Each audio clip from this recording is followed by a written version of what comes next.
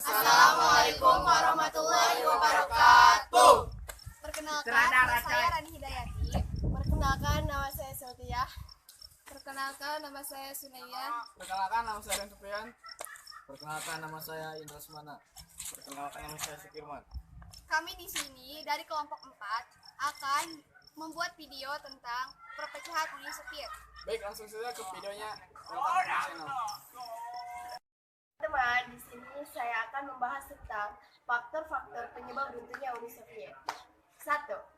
Sistem Marxisme Komunisme tidak memberikan pengawasan yang efektif kepada bidang politik maupun ekonomi.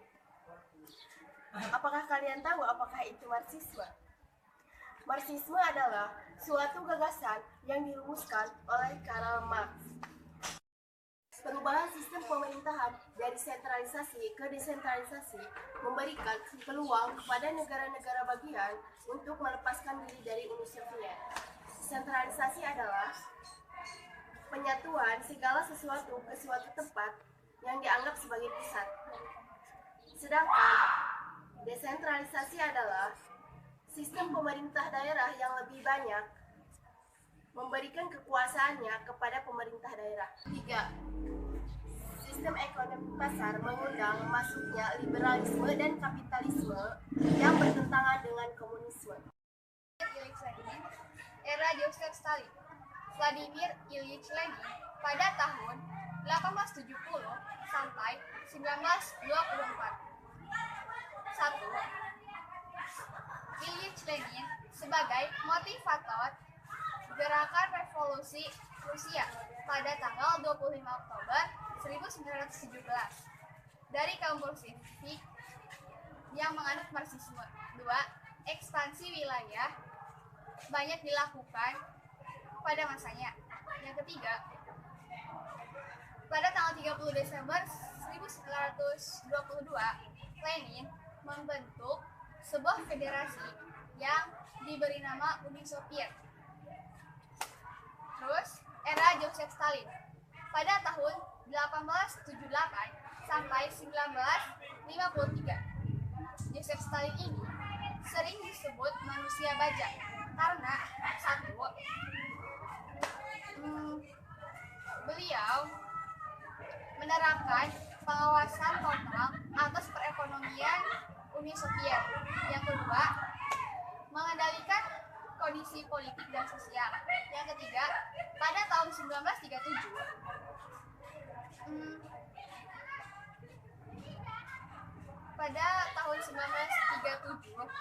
ada pembersihan massal terhadap lawan politik, merupakan sejarah kelam bagi Uni Soviet. Yang keempat, ada diktator yang mengantarkan Uni Soviet sebagai negara komunis terkuat di dunia. Khrushchev pada tahun 1894 sampai 1971.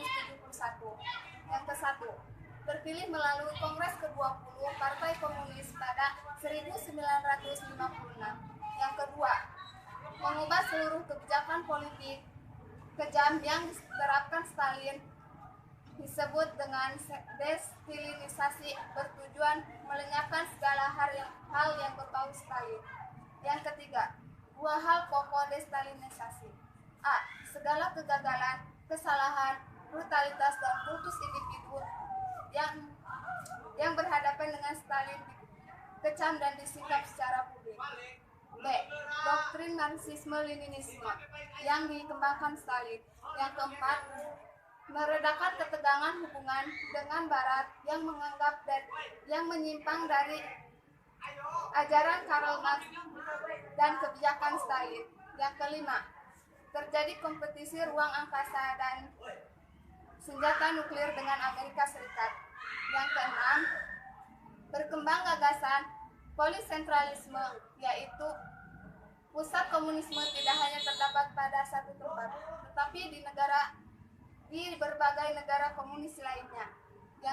Yang ketujuh, pasca krisis rudal Kuba pada tahun 1963, Khrushchev diturunkan dari jabatannya pada Jenderal Kuba nyaris memicu perang nuklir dengan Amerika Serikat. Brezhnev 1906 sampai 1982. 1970 secara resmi ia menjadi pemimpin tunggal. Uni Soviet dan negara-negara anggota Pakta Warsawa menginvasi Cekoslovakia guna mencegah meluasnya reformasi musim semi Praha. Pengagum beras Stalin, Brezhnev menghentikan proses desentralisasi dan memulihkan nama baik Stalin di panggung politik Uni Soviet. Pengawasan politik yang total terhadap kehidupan masyarakat semakin diperkuat. Mikhail Gorbachev 1985 sampai 1991. Mikhail Gorbachev diangkat oleh Politico sebagai sekretaris jenderal pada Maret 1985 sampai 1991, menandai lahirnya generasi dan tonggak kepemimpinan baru. Kedua, memberi ruang bagi liberalisasi politik dan ekonomi serta mengembangkan hubungan yang lebih baik dengan Barat. 3. Menerapkan kebijakan glasnost, keterburukan politik. 4. Menerapkan kebijakan perestroika dalam pemilihan ekonomi. Kelima, pekerja diberi hak mogok, upah dan kondisi lebih baik. 6. Januari 1987 menyerukan demokrasi dengan memperkenalkan unsur-unsur demokrasi seperti pemilihan unsur dengan banyak calon. 7. Juni 1988 mengurangi kendali Partai Komunis terhadap aparat pemerintah. 8.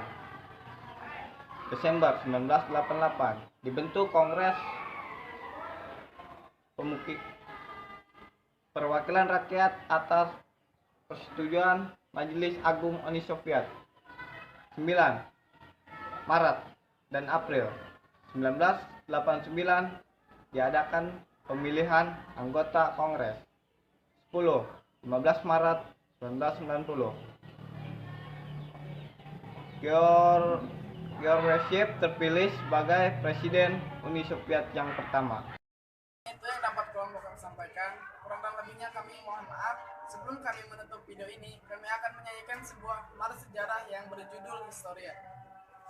Itulah semboyannya pelajaran sejarah Historia Vitema Visatu Historia, Historia, Historia.